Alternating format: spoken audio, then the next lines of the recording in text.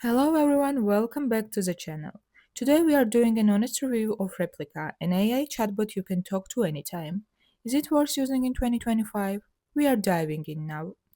Replika is real and widely used with over 30 million users and apps available on Android, iOS, and web.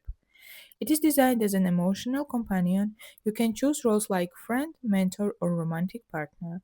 A recent review rates it 7.0 out of 10. But there are some downsides. AI may feel shallow for deeper conversations.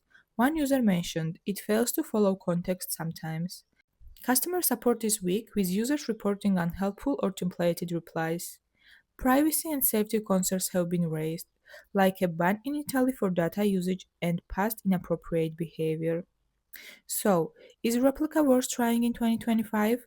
Yes, if you are looking for a non judgmental companion or emotional support, especially for stress or loneliness.